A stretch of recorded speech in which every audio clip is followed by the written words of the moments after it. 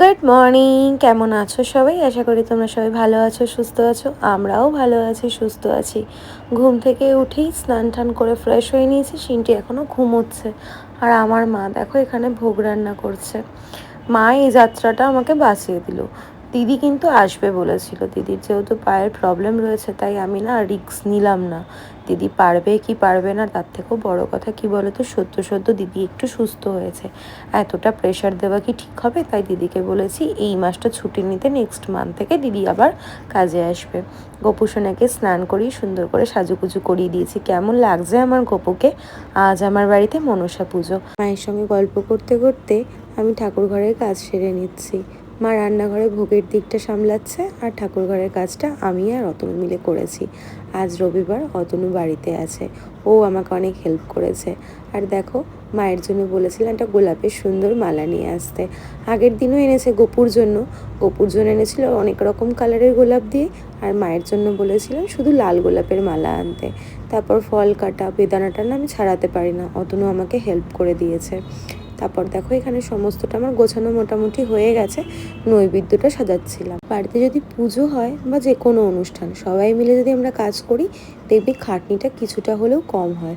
অতনু জামা কাপড়টা ভাঁজ করে দিচ্ছে, আর রান্নাঘরটা তো পুরোটাই মা সামলেছে। আমার এখানে দেখো সব গোছানো হয়ে গেছে। আর আমি খেয়াল করিনি, এখন ভয়েস ওভার দিতে গিয়ে দেখলাম গোপুসোনার গ্লাসটা উল্টে গেছে। কি করে উল্টে গেছে জানি না। দেখো ঠাকুরমশাই চলে এসছে। আমাদের দুপুরবেলার মধ্যে পুজো কমপ্লিট হয়ে গেছে। আজকে বলেইছিলাম জেঠুকে একটু তাড়াতাড়ি এসো, আগের দিন অনেক রাতে এসছো, আমাদের অনেক পরিশ্রম হয়ে গেছে। কিন্তু বিশ্বাস করো, পরপর দুটো পুজোর এত কাজ করেও আমাদের কিন্তু কোনো রকম কোনো পরিশ্রম মনেই হয়নি।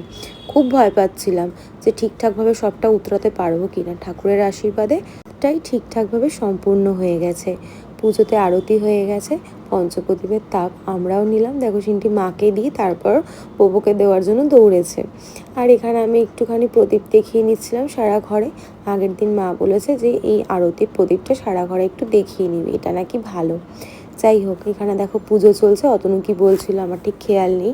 জেঠু এখনও আরতি করছে, আরতি কমপ্লিট হয়নি। তারপর আরতি কমপ্লিট হলো, তারপর যজ্ঞের জন্য প্রস্তুতি চলছে। যজ্ঞের জন্য সব কিছু রেডি করা হচ্ছে। অতনুর হাতের মাপ, তারপর আরও কী কী করতে হয়, নিয়মকানুন আছে, সেগুলো করলো। তারপর দেখো যজ্ঞ শুরু হয়ে গেছে। আমার একটা বড় ভুল হয়ে গেছে, ঠাকুর ঘরের জানলাটা আমি খুলে রাখতে ভুলে গেছিলাম। খেয়ালই ছিল না যে আজকে যজ্ঞ হবে, ঠাকুর ঘরে ধোয়া হয়ে যাবে। ঠাকুর ঘরটা আমার এমনিই ছোট, কবে যে ঠাকুর ঘরটা একটু বড় হবে সেই অপেক্ষাতেই আছি। জানি না আদৌ হবে কি না। যাই হোক, দেখো এখানে যজ্ঞ কমপ্লিট হয়ে গেছে। মা শঙ্খ বাজাচ্ছে। আমি জানো তো এই শঙ্খটা কিছুতেই বাজাতে পারি না, আমার ভীষণ কষ্ট হয়। অ্যাকচুয়ালি আমি শঙ্খ বাজাতে পারিই না বলতে পারো। যেহেতু আমার শ্বাসকষ্ট আছে, আমার প্রচণ্ড কষ্ট হয়। তারপর দেখো জেঠু এখানে দুধ ঢেলে যজ্ঞের আগুনটা নিভিয়ে দিল। জেঠু আমাকে জিজ্ঞেস করছে পুরো দুধটা কি দিয়ে দেবো? আমি বললাম হ্যাঁ, ঠাকুরের জন্য আনা যখন হয়েছে তুমি পুরো দুধটা দিয়েই দাও। তারপর একটা কথা জিজ্ঞেস করেছিলাম, যজ্ঞের কলাটা কি খাওয়া যায় নাকি ফেলে দিতে হয়? যদিও প্রশ্নটা আমার মায়ের ছিল। জেঠু বললো না, খেতে হয় না, ফেলে দিতে হয়। জেঠু এক এক করে সবাইকে যজ্ঞের টিপ পরিয়ে দিল, আর সিনটি গিয়ে বোবোকে পরিয়ে দিয়ে আসলো। তারপর পুজো কমপ্লিট, সবটা তোমাদেরকে একটু দেখিয়ে দিলাম। তারপর দরজাটা কিছুক্ষণ বন্ধ করে রেখেছিলাম। আমার ননদ এসছে, গল্প করছে, আর মা সবাইকে প্রসাদ বেড়ে বেড়ে দিচ্ছে। আর অতনু এই ঘরে রেস্ট নিচ্ছে। কি আর বলবো, শরীরটা না আর দিচ্ছিল না। তার মধ্যে মায়ের সঙ্গে ঘটে গেছে এক ঘটনা, যাক সেটা আর বললাম না। মা এখানে দেখো দুটো ইঞ্জেকশন নিল, আর ওটা অতনুই দিয়ে দিয়েছে। অতনুর হাতে নিলে না একটুও লাগে না, এর আগে আমিও নিয়েছি তো।